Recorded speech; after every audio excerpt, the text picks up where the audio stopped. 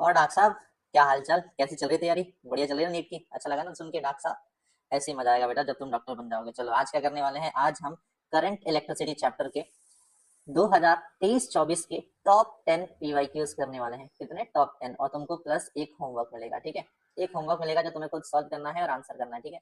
Video की length maximum कितनी होगी? 16 से 18 मिनट का होगा। मजा आ जाएगा, क्वेश्चन देख के तुम्हारे कॉन्सेप्ट क्लियर हो जाएंगे। चलो सवाल करते हैं, ठीक है? अगर ये नहीं करोगे तो नुकसान हो सकता है, लेकिन करोगे तो फायदे ही फायदे हैं। वीडियो अगर अच्छी लगती है तो एट द एंड मास्टर को फीडबैक जरूर देना, कमेंट जरूर करना। क्वेश्चन करा है, अ यूनिफॉर्म वायर, देखो जरा ध्यान से ना, हर एक वर्ड पे फोकस करना। A uniform wire of diameter d carries a current of 100 milliampere when mean drift velocity of the electron in the wire is v. For a wire of diameter d by 2 of the same materials to carry a current 200 milliampere, the mean drift velocity of the electron in the wire is।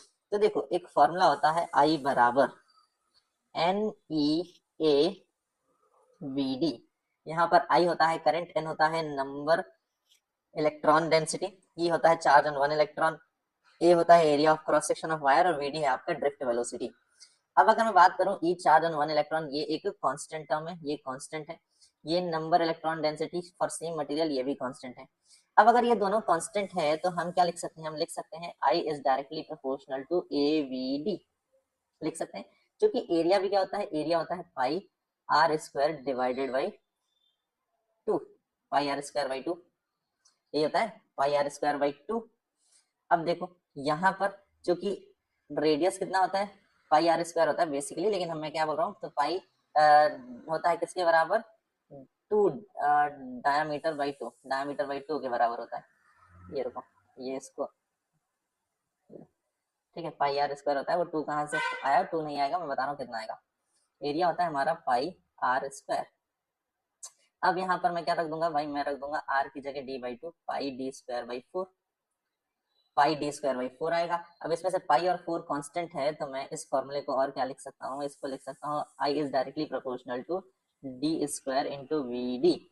We D बोले तो drift velocity, D बोले तो diameter. चलो अब इस फॉर्मूले को हम लिख सकते हैं I one upon I two बराबर, I one upon I two बराबर D one square V D one upon D two square V D two, ठीक है?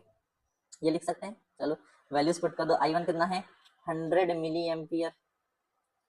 आई टू कितना है? 200 मिली एम्पियर, ठीक है? इधर डी वन कितना है? तो डायामीटर आपका सेम है, तो ये हो जाएगा डी स्क्वायर। और V D one V D कितना है? यानी ड्रिफ्ट वेलोसिटी पहले वी है, अब कितना हो गया? डायमीटर डी बाई 2, तो हो जाएगा डी स्क्वायर बाई 4 इंटू ये वी डैश हमें निकालना है।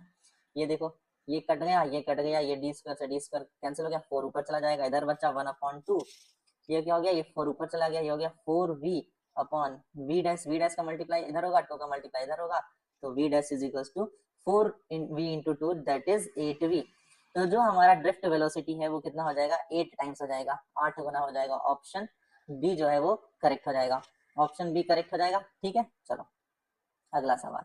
अगला सवाल क्या कह रहा है दोस्त? अगला सवाल कह रहा है a uniform metal wire of length L has 10 ohm resistance. Now this wire is stretched to length 2L and then bent to form a perfect circle. The equivalent resistance across any arbitrary diameter of the circle। बहुत ही बढ़िया, कोई दिक्कत नहीं। देखो initially resistance कितना है? R बराबर रो L by A, that is 10 ओम।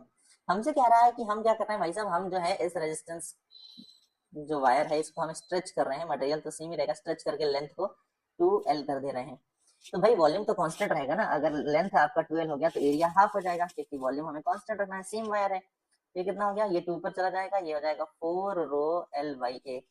क्योंकि रो L बाई A की जगह हम क्या लिख सकते हैं? R लिख सकते हैं, तो ये हो जाएगा 4R, या फिर R डैश हमारा कितना आ गया? 40 ओम आ गया, ठीक है साहब? ये आ गया। अब हम क्या कर रहे हैं कि इस 2L लेंथ के वायर को हम एक सर्कल में कन्वर्ट कर दे रहे हैं। ये देखो सर्कल में कन्वर्ट कर दे रहे हैं, और ये क्या है? ये पूरा रेजिस्टेंस ही है, ठीक है? अब किन्हीं भी दो पॉइंट के बीच में आपको क्या निकालना है? आर इक्वल निकालना है। तो लेट सपोज एक ये हो गया पॉइंट, ये दो पॉइंट बोले तो डायमीटर वाले दो पॉइंट ए और बी। अब मैं इनके बीच का एरिया क्या निकाल लेता हूँ? इनके बीच का हम रेजिस्टेंस निकाल लेते हैं। भाई टोटल 40 है, तो ऊपर हो जाएगा 20 ओम, नीचे हो जाएगा 20 ओम। अब अगर मैं जरा देखूं तो इन दोनों पॉइंट्स के बीच में ये पैरेलल में जुड़े हुए हैं, पैरेलल में जुड़े हुए हैं। आर टोटल मैं निकाल लूंगा, आर इक्वल कितना हो जाएगा? क्योंकि पैरेलल में है तो आर हो जाएगा और सेम है तो R by 2 हो जाएगा, है ना। तो R इक्विवेलेंट 20/2, यानी दो रेजिस्टेंस पैरेलल में लगे हैं सेम वैल्यू के, तो सीधा सीधा हम निकाल लेंगे R इक्विवेलेंट हमारा कितना आ जाएगा, 10 ओम आ जाएगा। Option A will be the correct answer, option A will be the correct answer. हमने क्या किया कि पहले रेजिस्टेंस निकाला कि अगर मैं वायर को खींच के 12 कर देता हूँ तो एरिया हाफ हो जाएगा, तो उस कंडीशन में रेजिस्टेंस कितना हो जाएगा, 4 गुना बढ़ जाएगा भाई साहब, तो 40 आ गया। अब इसको हमने एक सर्कल के फॉर्म में कन्वर्ट किया और इसके डायमीटर के बीच हम क्या कर रहे हैं, डायमीटर के जो भी 2 पॉइंट होंगे उनके बीच हम इक्विवेलेंट रेजिस्टेंस निकाल रहे हैं, तो ये दोनों पैरेलल में हो जाएंगे, पैरेलल कॉम्बिनेशन से सॉल्व कर लिया, 10 ओम हो जाएगा आंसर। अगला सवाल क्या कह रहा है, अगला कह रहा है the given circuit shows a uniform straight wire AB of 40 centimetre length fixed at both and. In order to get zero reading in the galvanometer, the free end of J is to be placed from B8। ठीक है, uniform straight wire है। देखो basically ये एक metre stone bridge है, beat stone metre bridge है, beat stone bridge के principal पे काम कर रहा है। तो सिंपल सा फंडा है, कुछ नहीं करेंगे। लेट सपोज हम मान लेंगे कि ये जो लेंथ है ये कितनी है, x है, तो ये लेंथ कितनी हो जाएगी हमारी 40 - x। अब यहाँ पर क्या फंडा लगेगा, बीट स्टोन ब्रिज का फंडा लगा दो, R1/R2, ये हो गया हमारा R1, ये हो गया हमारा R2, ये हो गया हमारा L1, ये हो गया हमारा L2। R1/R2 बराबर L1/L2 कर दो सॉल्व भाई साहब। ये हो गया 8/12 बराबर x/40 - x। इसको सॉल्व किया मैंने तो ये हो जाएगा 2/3, इसको 4 से कट कर दिया मैंने तो 2/3 is equals to x/40 - x। Solve किया तो ये हो गया 40 दूनी 80 माइनस 2x, ये कितना हो गया 3x हो गया, ये 80 बराबर ये 2x इधर गया तो 3 + 2 ये हो गया 5x, और यहाँ से x की वैल्यू मैंने निकाली तो कितना हो गया 16 सेंटीमीटर, 16 पंजे 80। हमसे पूछा है कि फ्रॉम पॉइंट बी से s की कितनी डिस्टेंस होगी, ये तो a से डिस्टेंस है ना x, तो b से जो डिस्टेंस होगी है ना वो कितनी होगी, वो होगी 40 - x, दैट इज 24 सेंटीमीटर।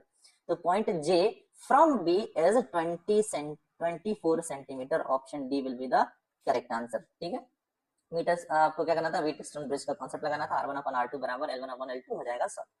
अगला सवाल देखो बेटा, अगला सवाल कह रहा है the terminal voltage of the battery whose EMF is 10 volt and internal resistance is 1 ohm when connected through an external resistance of 4 ohm as shown in the figure। देखो टर्मिनल वोल्टेज का मतलब क्या है, अब हमने पढ़ा है कि हर एक चीज का अपना रेजिस्टेंस होता है, यानी वो करंट को फ्लो होने में कुछ ना कुछ बाधा उत्पन्न करती है, चाहे वो बैटरी ही क्यों ना हो, इस बैटरी का भी तो क्या होगा, कुछ इंटरनल रेजिस्टेंस होगा ना। तो जब एनर्जी रिलीज हो रही है बैटरी से तो कुछ अमाउंट ऑफ बैटरी खुद ही कंज्यूम कर ले रही है due to its internal resistance. तो आउटर सर्किट को जो वोल्टेज मिल रहा है, बैटरी अपना खर्चा निकालने के बाद बाकी जो खर्चा दे रही है, बाकी जो एनर्जी आउटर सर्किट में दे रही है, वो होगा हमारा टर्मिनल वोल्टेज। जैसे कि अगर मैं जॉब कर रहा हूँ तो मेरी सैलरी आ रही है 20,000, अब उस 20,000 में से मैंने अपना 5,000 खर्चा निकाल के बाकी के 15,000 मैंने अपने घर वालों को दिए, ये जो 15,000 जा रहा है ना, ये टर्मिनल वोल्टेज है, और जो 20,000 मेरी सैलरी नेट आ रही है वो EMF है। तो टर्मिनल वोल्टेज जो होता है वो होता है EMF माइनस इंटरनल रेजिस्टेंस में कितना पोटेंशियल ड्रॉप हुआ है। तो देखो अब सबसे पहले तो मैं सर्किट का टोटल करंट निकालूंगा, कितना करंट फ्लो हो रहा है सर्किट का, तो वो कितना हो जाएगा, वो हो जाएगा हमारा EMF अपॉन टोटल रेजिस्टेंस, है ना, यानी R प्लस स्मॉल r।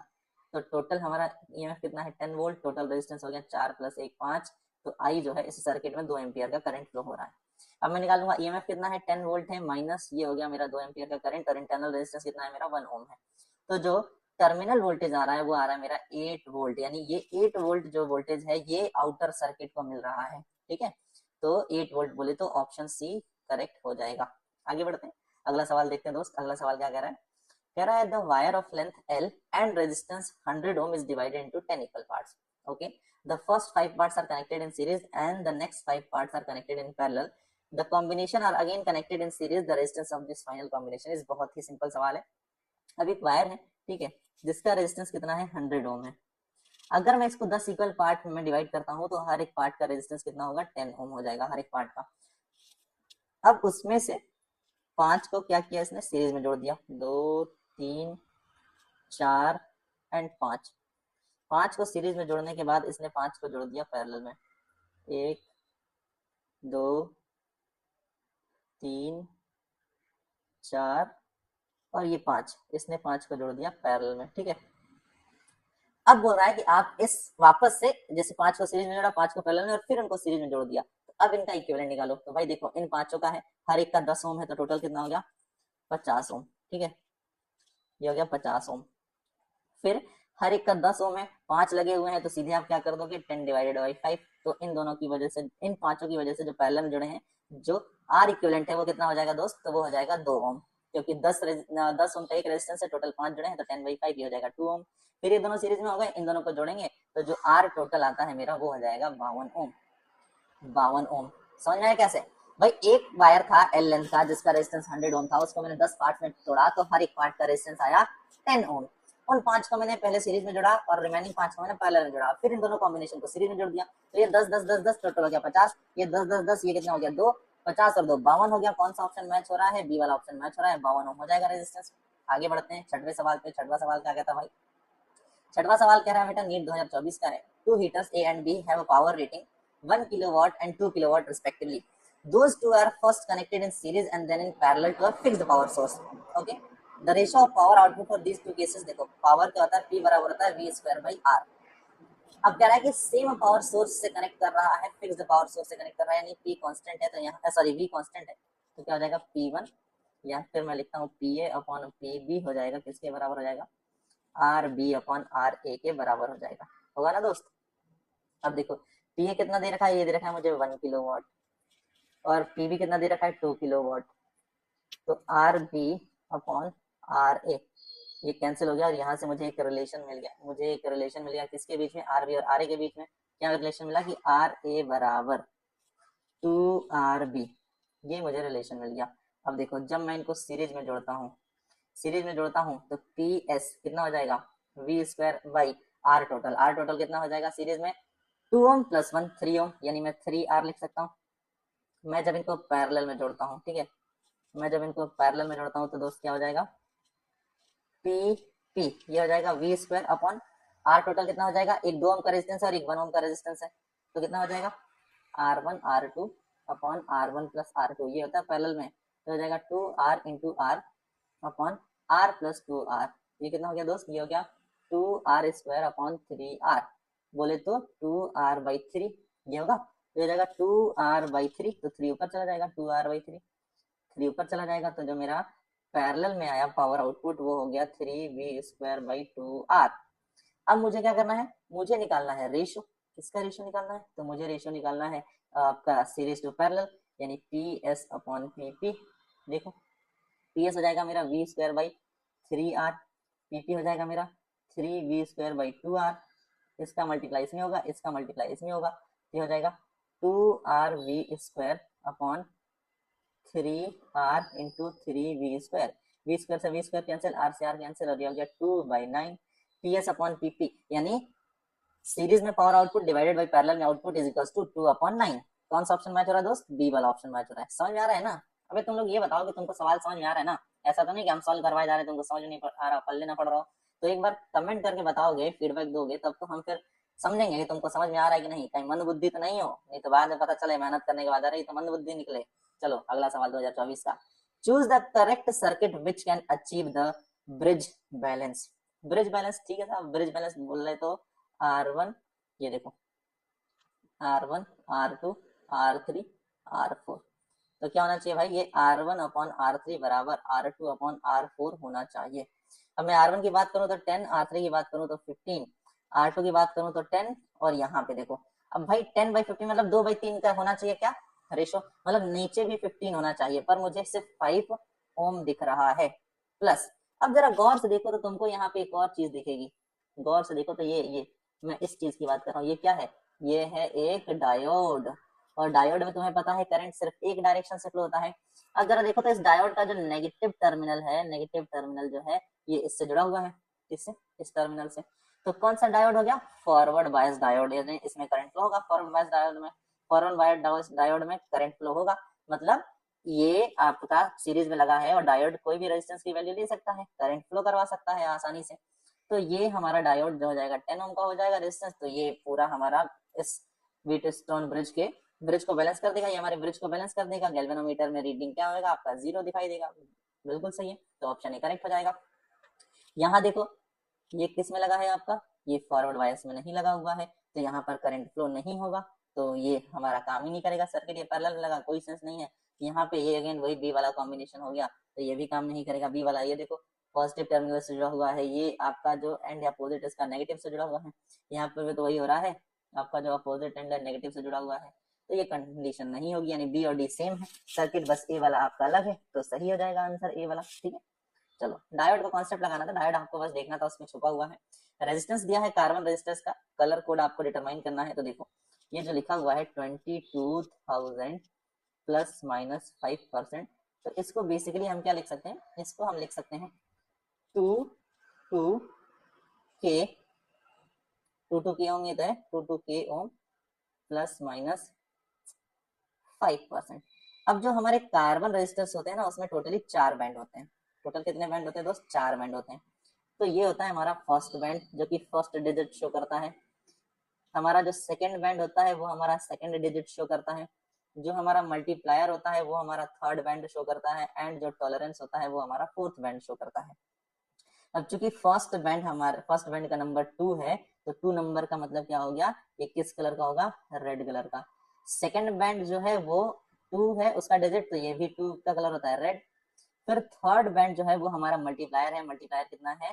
के, मतलब 1000, और 1000 इसका कलर कौन सा होता है? तो इसका कलर होता है ऑरेंज। 1000 10 की पावर 3, 10 की पावर 3 यानी के हो, तो उसका कलर होता है ऑरेंज। और अगर फोर्थ बैंड जो हमारा टॉलरेंस होता है वो अगर 5% है, तो उसका कलर होता है गोल्ड।